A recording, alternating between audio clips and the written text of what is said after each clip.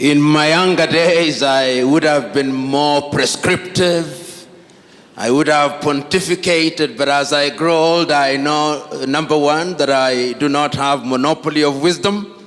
And what I do is to share my thoughts with you and to make suggestions which may not necessarily be true, but they constitute my opinion on the subject at hand.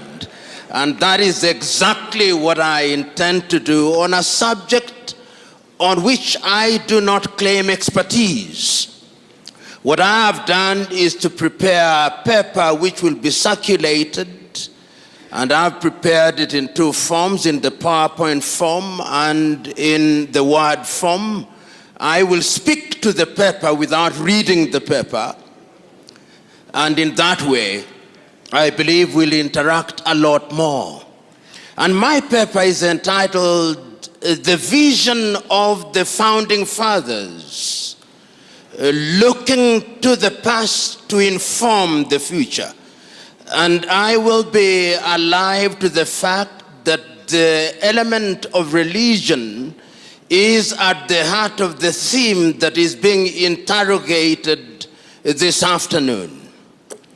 When I was thinking about the paper, the first question that I asked, who are the founding fathers, or who are the founding fathers that the framers and organizers of this conference had in mind?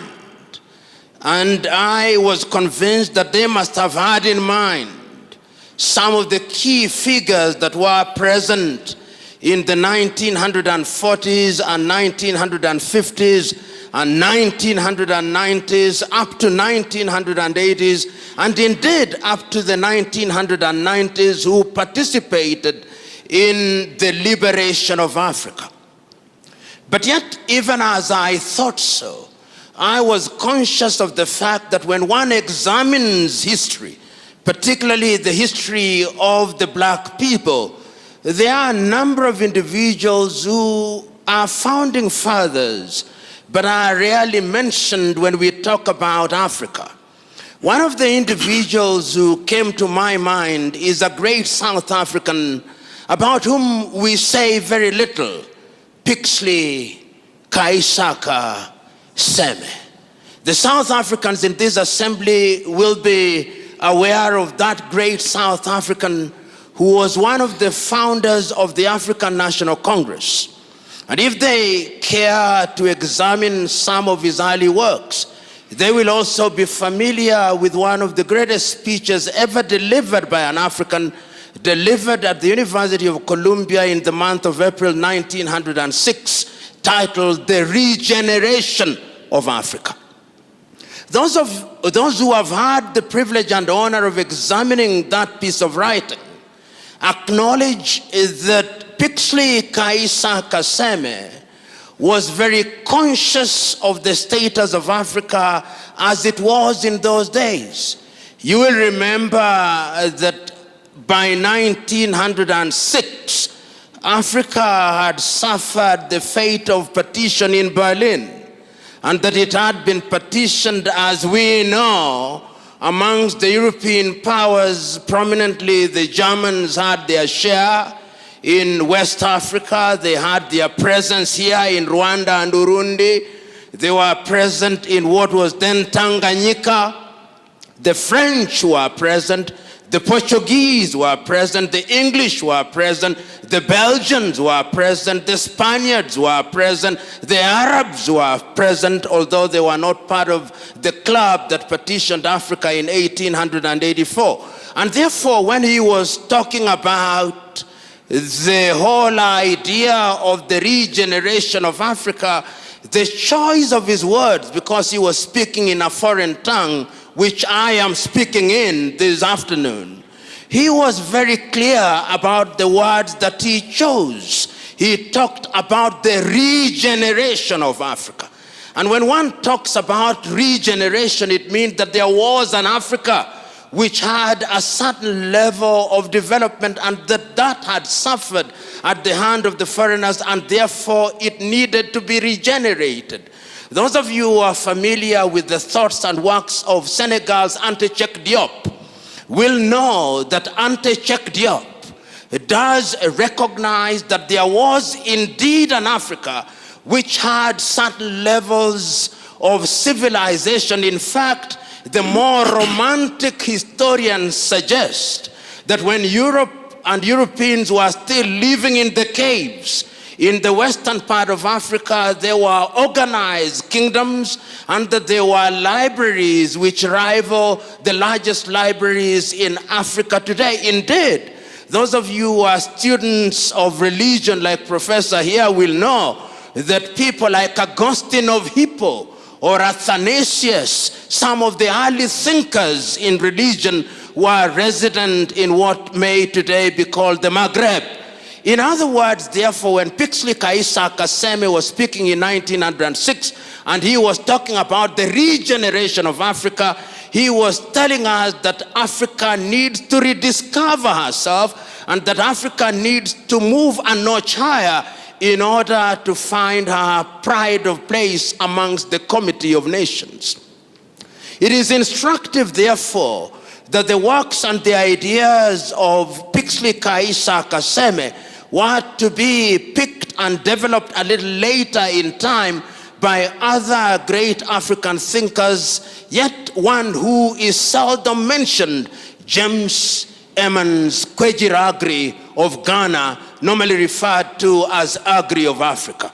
Many of you, particularly the Ghanaians who are here, will remember that James Emmons Kwejir was the first Ghanaian to earn a PhD and one of the early African leaders of the famous Achimota College in Accra, Ghana.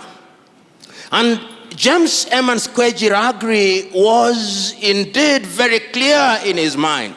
The story is told of James Emmons Kwejir, which I'll relate to you now that I have more time that was allotted to me. And the story is one that has been told by different people in different ways, but even if I retell it in the manner which offends the original story, my point will still be made. The point is this. He said, and he remembers as a teacher, that at one time there was a poultry farmer. And he says that this poultry farmer could only keep one thing, because when you're a poultry farmer, you only keep chicken. But he remembers that at one time, some of his chicken that he was keeping strayed into the bush. And when they came back home, there was within their ranks another chick which did not look like them. It was the chick of an eagle. And one day, after a passage of time, a naturalist came to the farmer and saw the eagle in all its splendor. And he said, "This is not chicken, this is an eagle." But the farmer said, "I know. It was once an eagle, but it has been fed on chicken feed for too long. It has long lost its chickenhood. It has long lost its eaglehood. It has now acquired chickenhood." And the poultry farmer and the naturalist said, "No, once an eagle, always an eagle, no matter how long you are fed on chicken feed." And the naturalist said, the farmer said, "I want you to demonstrate." And in the evening, he put the chick on his palm and urged it to fly, but it refused to fly. And the story is told, the farmer said, "I told you. It was once an eagle, it was fed on chicken feed, it has lost its eaglehood, it is now a chicken."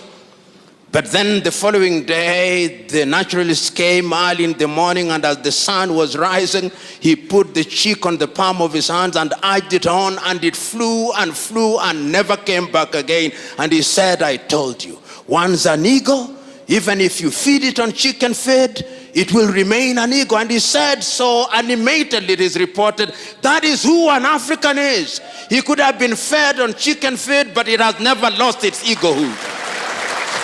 James Emmons Kwejir was underlining the fact that no matter how devastated you are, you will always have that inner self. And I think the person who captured it in order to lay the basis of this as an artist is a man that we call Wole Soyinka.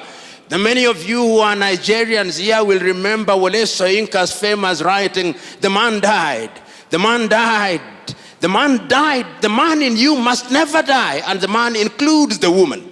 And I'm laying this basis for us to understand that when we talk about forefathers, we must never forget individuals such as Pixley Kaisa Kaseme. We must never forget people like James MkEa Jiragri. We must not forget people like Cheikh Anta Diop. And if we want to go into the diaspora, we must never forget individuals such as Marcus Garvey of Jamaica. And we must never forget individuals such as W.B. Du Bois.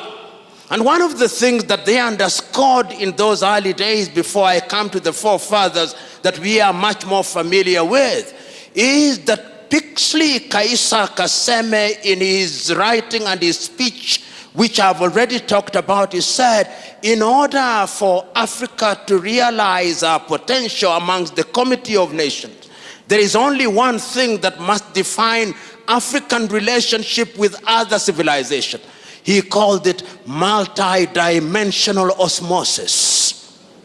And what he called multi-dimensional osmosis becomes much more relevant, particularly today, when we are trading with China, when the osmosis is not multi-dimensional. And the osmotic is only in one direction, is monodirectional. And what he meant at that time is that Africans must engage with other civilizations, but that engagement must be of such a nature that it is mutually beneficial and the relationship is symbiotic. And I think that that is what we want to underscore today, even as we talk about religion and the place of religion in giving pride of place to self-governance and religious freedom as an important pillar in one of the 7 pillars of Africa Agenda 2063. But yet I cannot at this stage yet go into Africa Agenda 2063 before I examine what was the vision of our founding fathers and who were they. In my own examination, and I stand to be corrected on this, whenever we talk about the founding fathers of Africa, we are normally directed to remember the 32 leaders who gathered in the month of May 1963 in Addis Ababa, Ethiopia. And I encourage us to look at the views of these individuals, but even before we go to that particular period, to look at some of the early thoughts and some of the things that animated these individuals to the extent that we now call them the founding fathers, and what it is that they had in mind that defined them as the founding fathers.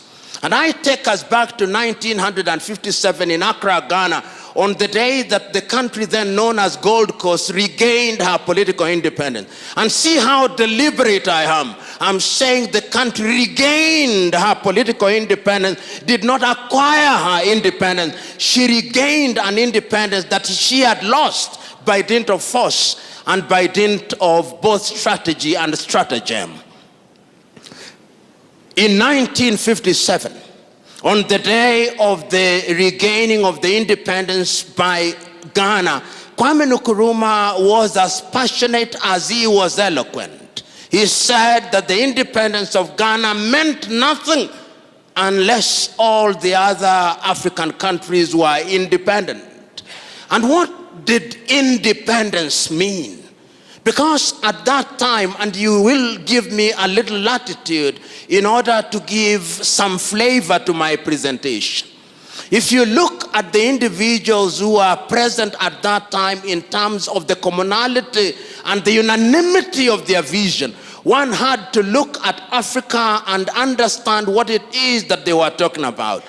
In West Africa, if you listened at that time to Kwame Nkrumah, his clarity of vision is that independence and liberty meant a number of things.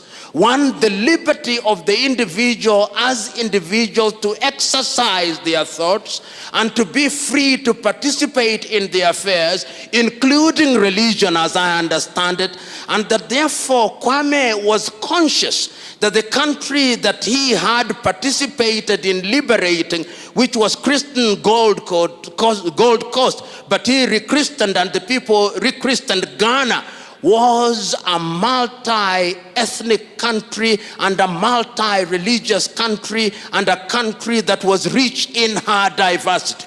And the same was true of every other country. So that if you listened at that time in next door to in Nigeria, which was, as you know, until independence divided into three regions, the northern region, the eastern region, and the western region, you could see that even at that time in Nigeria, while the colonialist was conscious of the religious differences, the leaders of the day, even if grudgingly so, were conscious of the fact that now that they had found themselves in this geographical space, they had to tolerate each other.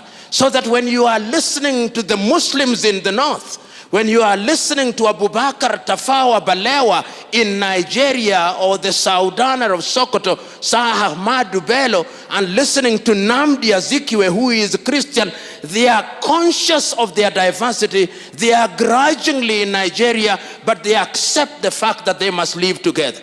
Religion and religious differences was not given the pronouncement and the accent that we now see in the manner that I shall demonstrate when I am concluding my presentation. So that even if you left countries that had that kind of diversity and you went to Algeria and you listened to the more casual thoughts of Algeria's Ahmed Ben Bella, you could see that he was conscious of the fact that even though we were finding ourselves in potential religious conflict, we had a common vision for Africa.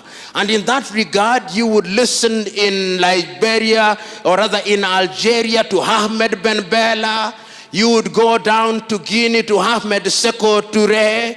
You would go to Egypt to Gamal Abdel Nasser, leading an Egypt that was fundamentally Muslim, but conscious of the fact that there was an Africanness. But there were also other individuals who at that time did not believe that God existed.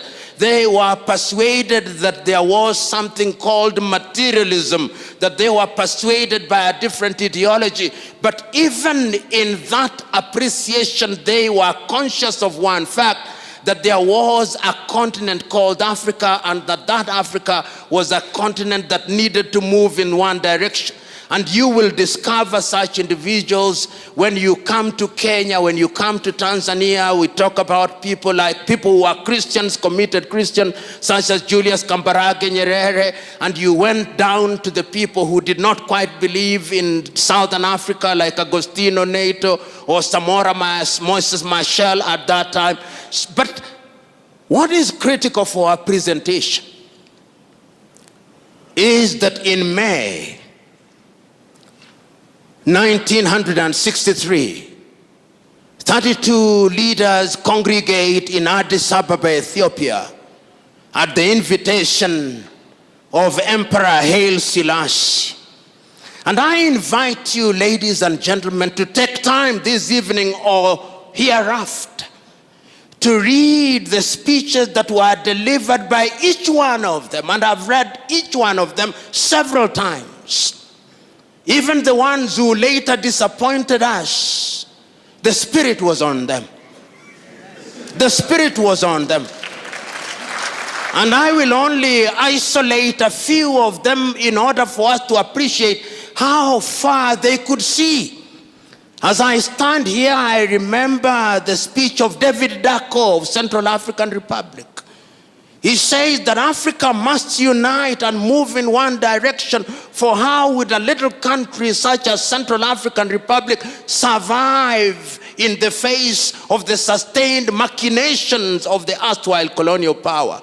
We know that David Dacko did not live up to the dreams that we thought he would. I listened to speeches such as those of Julius Kambarage Nyerere of Tanzania, he said, we did not come here to talk about unity or to remind ourselves how unity is important. We have come here to affirm the fact that without unity, Africa is never going to realize their potential. And one can go on to the speeches of Modibo and others and Haile Selassie and others, but it's not important to rehash those speeches because they can be located in libraries. But it's important to isolate one speech, the speech of Osagyefo Kwame Nkrumah, because that, for those of you who are French speakers, that was the pièce de résistance. It was the speech that, in my view, captured the essence of what was meant to be Africa. And the three things that stand out in the speech and therefore form the three-legged stool upon which my presentation will now be founded. He said that Africa must unite and unite immediately before the leaders who are present in that forum become used to the trappings of power. You and me know that they have now become victims of the trappings. He said that we must unite and come out of that arrangement with one army, with one currency, with one united country, because the former colonial powers had yet devised another method of controlling African. And he said that that thing which we later examined and recognized as neocolonialism was alive and well. And he said, if we did not do so, Africa will never realize our potential. That is the Africa about which you want me to reminisce in order for me to determine what was the vision of the founding fathers. Their vision was a united Africa. Their vision was an Africa that was united in our diversity. Their vision was an Africa that would tell her story. Their vision was an Africa that would exploit our resources for our benefit. Their vision was an Africa that would sit at the dinner table of human civilization, not as food to be consumed or as a waiter, but as a diner to enjoy the goodies of life. That was their vision. But the question is, that vision that saw Africa liberate herself from the clutches of colonialism, was it merely flag independence, as Kenya's Ngugi wa Thiong'o says, not in so many words, in his book Decolonizing the Mind? Was it a total liberation of the peoples of Africa? In his famous television program, Kenya's Ali Mazrui, the program titled Africa, a Triple Heritage, Ali Mazrui says passionately and eloquently at once that Africa is the only continent on earth that consumes that which it does not produce and produces that which it does not consume. And he says, curiously, we are the only continent on earth that is still referred to in the following derogatory terms: Anglophone Africa, Francophone Africa, Lusophone Africa, and those who are generous even refer to some part of Africa as Arabophone Africa. He says they do not say that of Latin America, they do not say that of Asia. And if you doubt Ali Mazrui, there is now a war that is going on in the Cameroons and is characterized as a war between the Francophones and the Anglophones. But if you go to the so-called Anglophone area, no more than 5% can speak eloquent French. Yet there are many ethnicities in that part of the world. And I'm submitting to us that this is important because it demonstrates that there is something in our minds that we have yet to liberate ourselves. We have yet to decolonize our mind, which Ngugi wa Thiong'o says is the prerequisite to our total liberation so that we can engage with the world meaningfully. You know, As I speak to you now, there are 54 recognized independent African countries, particularly if you talk to the Moroccans. But when you liberate yourself from Morocco, there are 55 because of Sahrawi. But I'll be of good manners. I'll say there are 54 recognized and 55 with one unrecognized. That Africa is an Africa that ought to be governed by the vision of the founding fathers. That vision was articulated in the Charter of the Organization of African Unity. One can say that the Charter of the Organization of African Unity did form the foundation stone upon which we liberated all countries, and that these countries were liberated up until 1994 or 1990 with the death of apartheid regime. The question is that vision alive? The question is that vision relevant today, particularly when we talk about freedom and good governance? The question is that vision alive for those of us who are spiritually and religiously inclined? The question is that vision alive? Can it be predicated in the Bible? This good governance that we keep on talking about, what is it? Permit me to refer to the Bible on the assumption that you are readers of the Bible and that you are Christians of Berea, who beyond the preaching will go out and find out whether I said the things that are to be found in the Bible. You know, there are two things in the Bible that inform my engagement with you in this afternoon. One of them is actually located in the Bible, and one of them is located in the dramatization of the Bible, and you'll allow me to repeat that dramatization. The first one is the story of Korah in the Bible. This man Korah, you know what he did? He assembled 250 elders of Israel, and they confronted Moses. And they said, you know, you have made laws unto yourself that you may be a prince over us. He had, of course, poisoned the minds of everybody else. And what happened? The Bible records that they were consumed. God consumed them. Because there is no freedom outside of the law. That is the message that I gather there. And then when they grumbled again, 14,700 of them were consumed. Those of you who are readers of the Luo Bible, there is a mistake in the Luo Bible. They say 14,800. They were actually 14,700 were consumed. Even the Bible can have a mistake. I've drawn it to the attention of the Kenya Bible Society. I think it was a typographical error.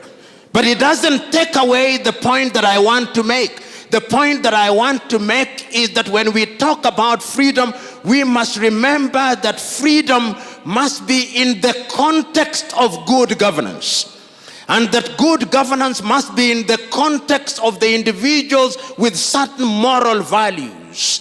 Mwalimu Julius Kambarage Nyerere articulated it very well in the Arusha Declaration in 1967 when he said that a country must be governed by certain ideals and certain taboos. The things that you don't do and the things that you can legitimately do for the better good.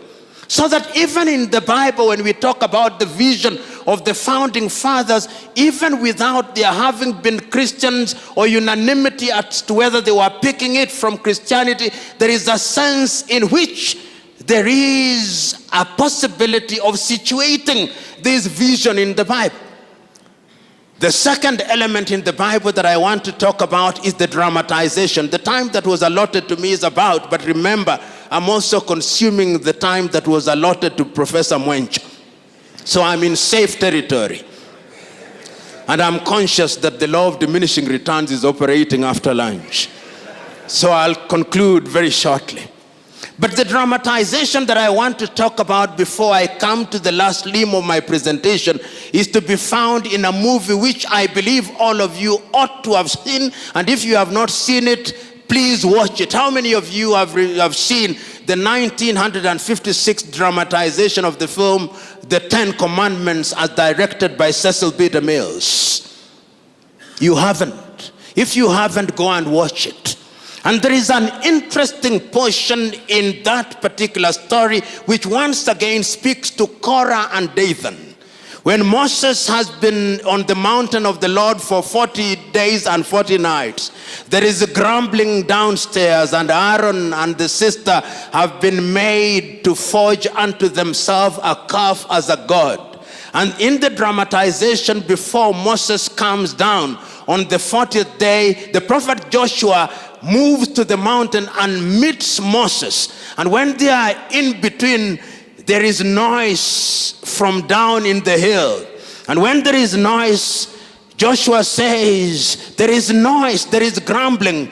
And Moses is recorded as saying, those are the sounds of joy and revelry. The people have rebelled against God.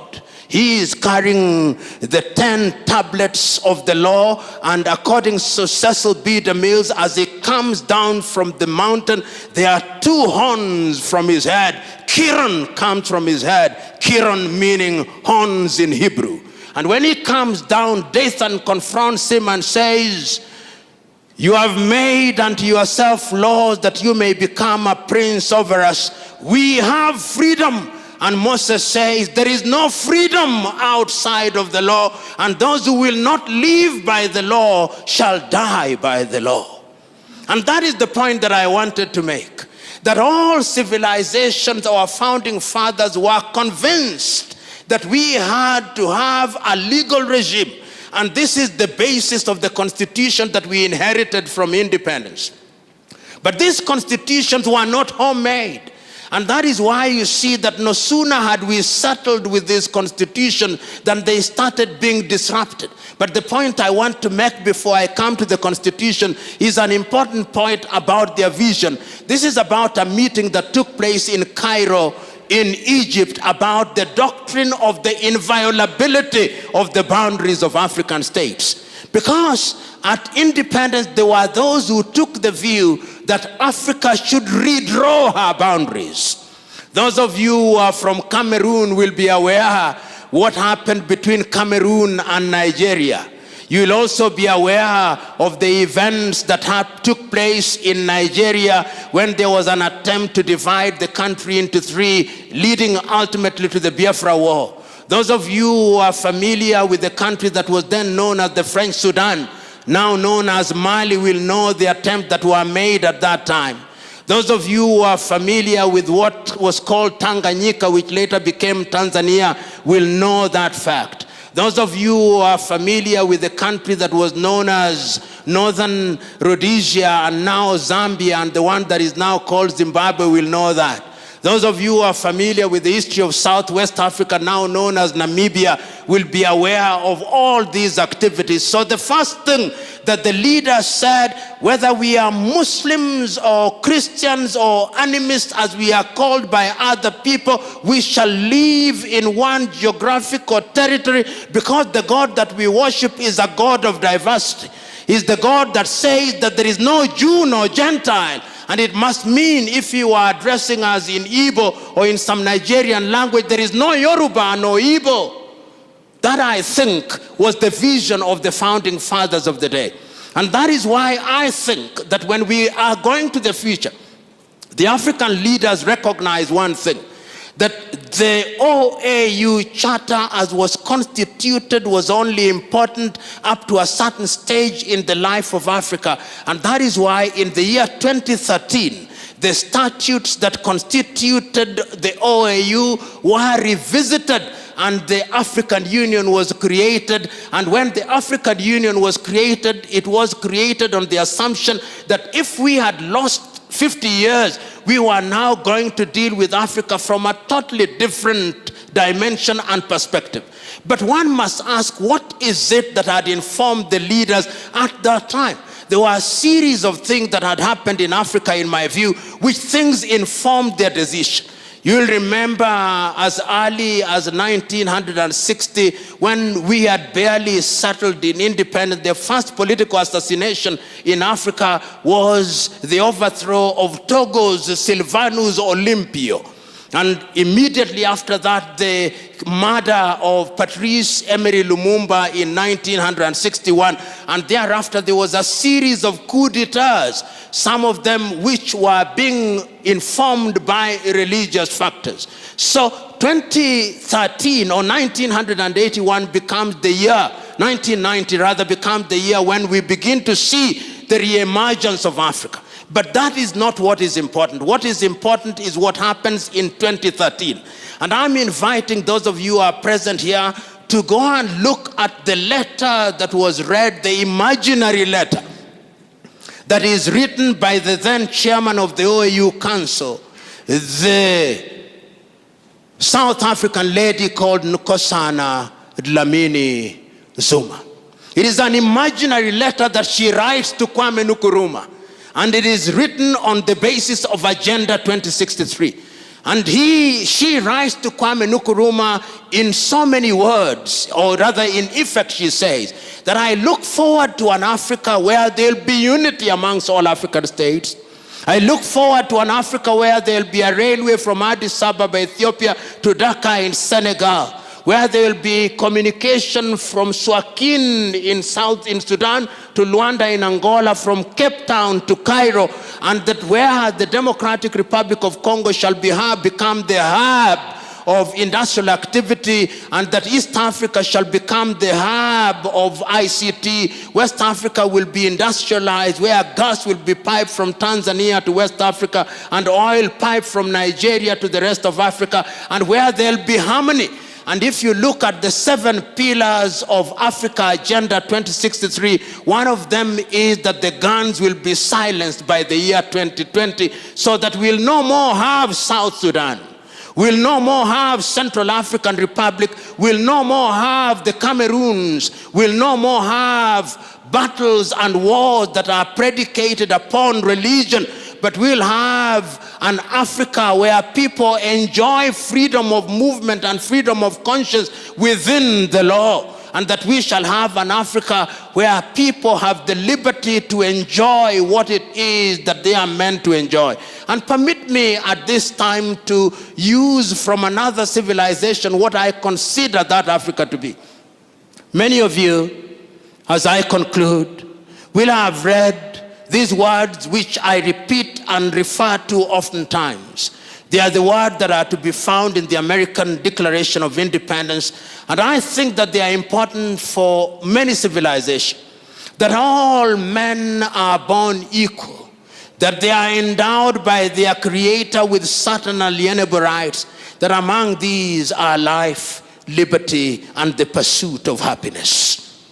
So that it must have been, when we go back to Pixley Kaisa Kaseme, when we go back to James Emmons Kwejiragri, when we go back to Cheikh Diop, when we go back to W.E.B. Du Bois, when we go back to Marcus Garvey, when we come to 1963 and we are talking of Kwame Nkrumah, or we are talking of Sekou Touré, or Olympio, or any of the leaders, it must have been their intention that it is for these reasons that governments are instituted amongst men. And I think that is the second part of the American Declaration of Independence. It is for these reasons that governments are instituted amongst men. These are not the words of the American Declaration, these are now my words. Instituted amongst men to midwife the process of their enjoying those rights. So that any government has a divine duty to ensure that they midwife this process. And if that be the case, therefore, ladies and gentlemen, I'm submitting to us that the founding fathers could see what we cannot see standing on tall trees while they were squatting. They could see them with the clarity of vision that we cannot possibly master. What could they see? They could see that in order for Africa to realize their potential, the people in Central African Republic cannot run a war that is based on the fight between Muslims and Christians, that it cannot be right. They could see that the diversity of the people in Central African Republic requires that they enjoy their diversity and they live in harmony so that people can realize their potential, so that they can indeed enjoy what God has given them on this earth. They could see that the people in Mali and Mauritania cannot conduct their affairs on the basis of religious diversity. They could see that it is important that the diversity of religion is only a celebration of God in his unfathomable ways. They could see that. They could see that indeed, even in South Sudan, they cannot conduct their affairs on the basis of religious difference. And I'm submitting to us, therefore, in a nutshell, that our leaders in 1963, when they sat, whether in West Africa or in North or in East or in South, conceived an Africa whose sons and daughters would enjoy liberty, and that they would enjoy liberty so that they would lead a fuller life here on earth, but they would have the freedom of choice to exercise their freedom, and that if governments were instituted amongst them, those governments would be trustees of power for purposes of creating an enabling environment. They could foresee that we are diverse with over 3,000 languages, and that in our diversity we could enjoy our unity. In the words of Kenya's Ali Mazrui, our diversity must not be a Tower of Babel, but it could, if we want it to be a Power of Babel. They could foresee that we must recognize that we have no monopoly of wisdom or monopoly of knowledge, and it is not for us to judge, and our duty is only to fulfill our affairs. It is in this regard that I see Africa Agenda 2063 as a useful document that attempts to project into the future and to remind us that in 2063, when some of us may be alive and well, that Africa will be a continent that is respected and is not referred to in derogatory terms, whether when it is convenient we are developing, when it is not convenient we are developed, when it is convenient we are the dark continent, when it is convenient we are a rising continent, that we shall, in the words of Patrice Emery Lumumba of Congo, be in a position to tell our story, however bad that story is. That is the Africa that Kwame Nkrumah must have seen. That is the Africa that Modibo Keita must have seen. That is the Africa that Julius Kambarage Nyerere must have seen. That is the Africa that I want you to see. Even you who are sitting here as Seventh-day Adventists, those of you who are sitting here as followers of Jesus Christ, Latter-day Saints, those of you who are sitting here as Anglicans or Presbyterians, the truth is, we are committed to one thing: Christ of Nazareth, passion in Gethsemane, agony in Golgotha, joy on the third day. God bless you.